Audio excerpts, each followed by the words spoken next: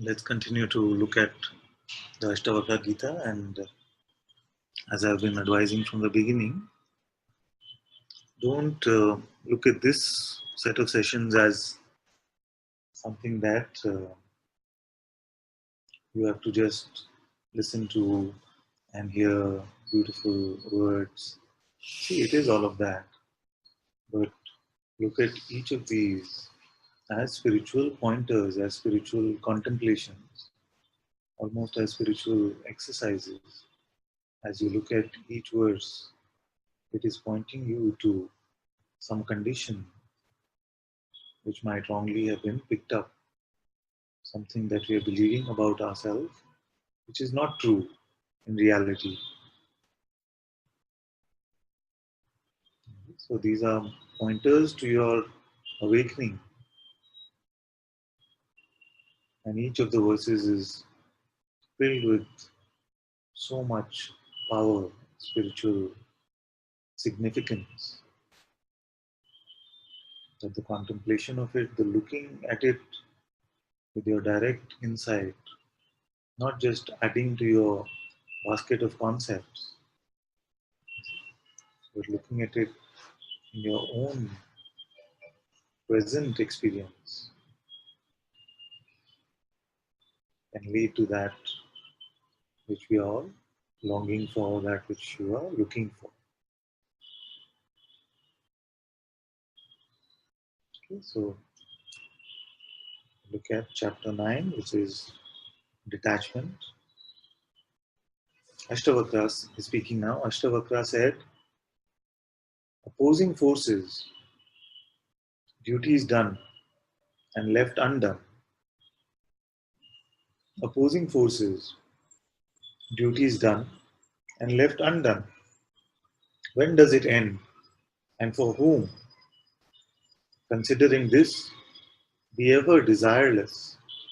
Let go of all things, and to the world turn an indifferent eye. Considering this, be ever desireless. Let go of all things, and to the world turn an indifferent eye.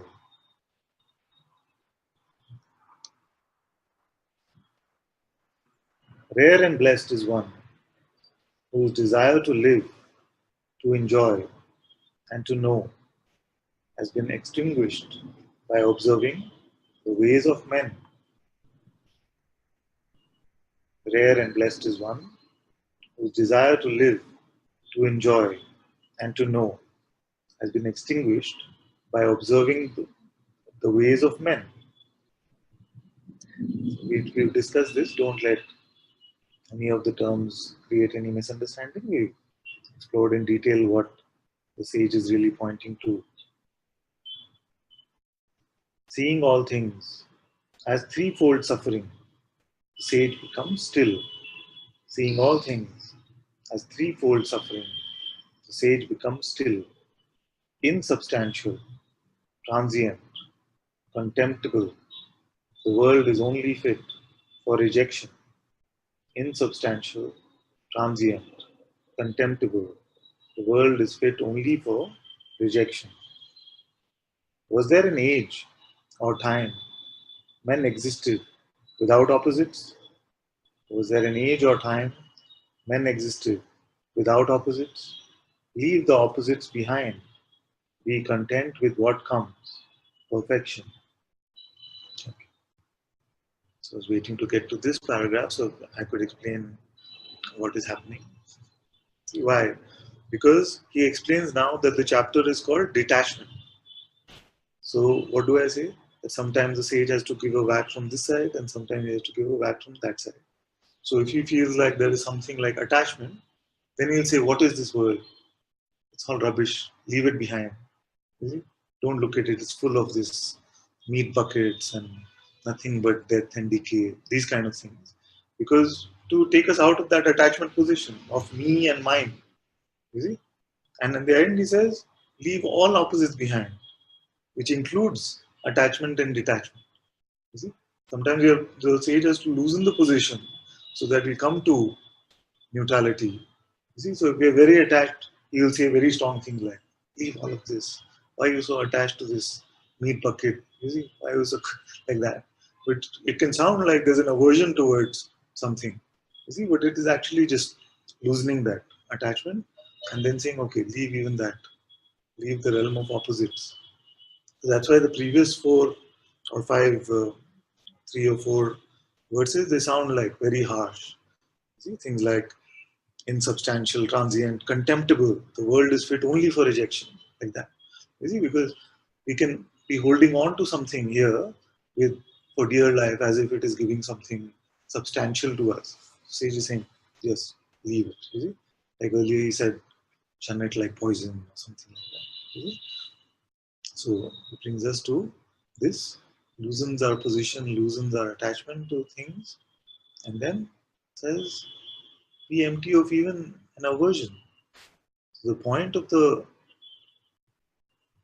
pointings is not to create this opposite value, not that we go from attachment to detachment, not even that we go from doership to non-doership. You see, we leave all these opposites behind and come to this openness, to this neutrality. Was there an age or time men existed without opposites? What does this mean? The person entity, the person identity is dependent on this play of opposites. Without it, can there be this identity? You see, every concept contains some judgment, contains a picking up of an idea, a position, a reference point, as I keep saying. You see? Now he says, was there an age or time men existed without opposites? What is implied is that this identity relies on these positions, which are on opposite ends of the spectrum. Leave the opposites behind. Be content with what comes. Perfection. Perfection. Not that perfection which is also in the opposites of perfection and imperfection. Perfection or defective, not like that. This perfection of openness, neutrality. Just what is right now.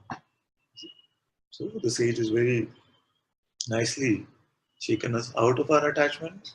And then as we are starting to get an aversion, you see, or the idea that I must be opposed to the world or in opposition to something, then he says, no, leave all the opposites behind and remain empty of these opposites. The greatest seers, saints and yogis agree on very little. This is very good. The greatest seers, saints and yogis agree on very little. You see? What is he saying? Seeing this, who could not be indifferent to knowledge and become still? You see? What is he saying there? Don't be attached even to your spiritual concepts. As Guruji says, don't make tattoos out of my words. You see? As Bhagwan said, these are just thorns that we are using to remove other thorns. At the end, even these are thrown away. And what is the clue to discover this? That even the greatest sages, they don't agree. They don't agree on the path, on what freedom is, you see, how to get there, especially the experience of the present, the recognition of the self is what the sages seem to agree upon. You see, so very little would be that. But how to get there, what is the path to follow, are there steps or no steps, is there practice or no practice, is effort needed or not needed, is devotion a part of this self-recognition or not. Many disagreements can happen. See? Even amongst those who have recognized the self. So don't allow these confusions, these contradictions to confuse you. That's why I've given all of you a clue that no pointing actually is the ultimate truth. No pointing is the ultimate truth. That's why it is a pointing. It can only point to the self, to the truth. But it cannot itself contain no term, no path, nothing actually. Because what are you being pointed to? that which you already are. Now, suppose you're on a road, you feel you're lost. You ask someone, "Sir, can you point me the way to myself?" Very easy. Some will say, "Go straight, take a left, take another left, take another left, walk for a bit, you'll get to the side." Some will say, "You already yourself." Some will give all different kind of direction. But what are we all looking for? The self. The self itself is a big clue. You see? We're not searching for something outside of ourselves. It's just the self. So the directions could be different. But you stay with this discovery. What does the sage say? Seeing this, who could not be indifferent to knowledge? So he's talking about detachment. See, the whole chapter is called detachment. And he knows that a spiritual seeker, spiritual knowledge itself can become a big attachment. I am attached to my concepts because I must be right. I have invested so much time and energy on something. I must have come to a valid conclusion. The sage says that even the great sages have not agreed. So even these have little value, except that as which points to yourself. Be still. Be still means remain here. See what is.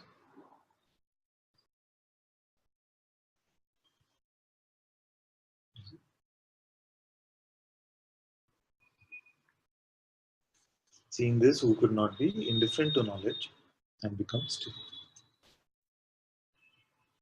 So let's just quickly recap. Opposing forces, duties done and left undone. So he's talking about doership. You see, action and inaction, we are attached to these ideas. So he's saying, contemplate. When does this end? And for whom? Is there ever an end to doership?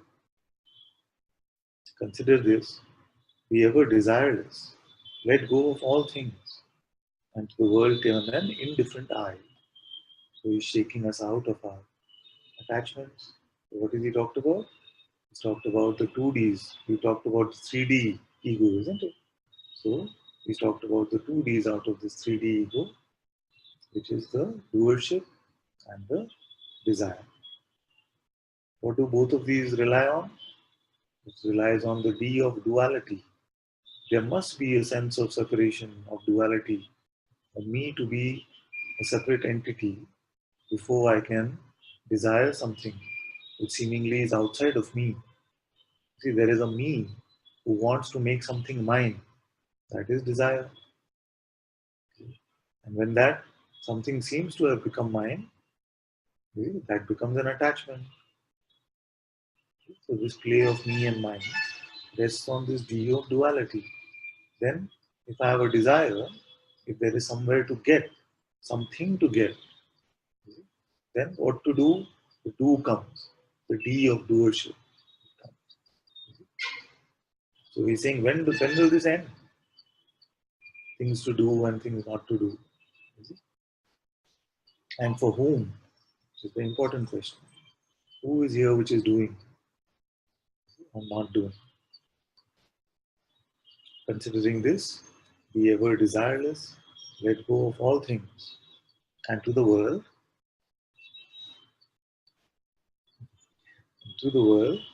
turn an indifferent eye.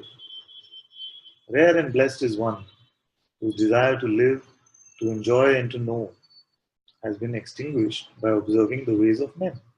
So, when we have this idea that I am living my life and I have some control over it, I want these particular experiences, I want to be able to pick and choose the content of my experiences, which is what we talked about yesterday, pain avoidance, pleasure seeking type experiences. I only want pleasure, don't want pain. Those kind of beliefs, which gives this false idea of control over what is going to show up on this movie screen. Desire to live, to enjoy, and to know means we seem to be climbing a ladder of spiritual concepts to know more and more and more. And ultimately, I will have the best, most powerful concept, which is what I really want. The sage is saying it's not about that kind of knowledge also. Has been extinguished by observing the ways of men. You see? So who has been able to get only those experiences in life that they wanted? That is not the tale of humanity. So observing the ways of men means to look at humanity and to see that all of this actually is not getting anyone anywhere. So let go of all of this. So again, remember that the name of the chapter is detachment.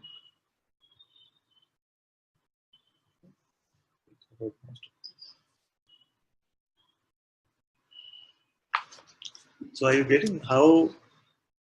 So we've done 9 chapters so far. How in a beautiful way all the clues, all the pointings are looked at, and then there's a invitation to drop it,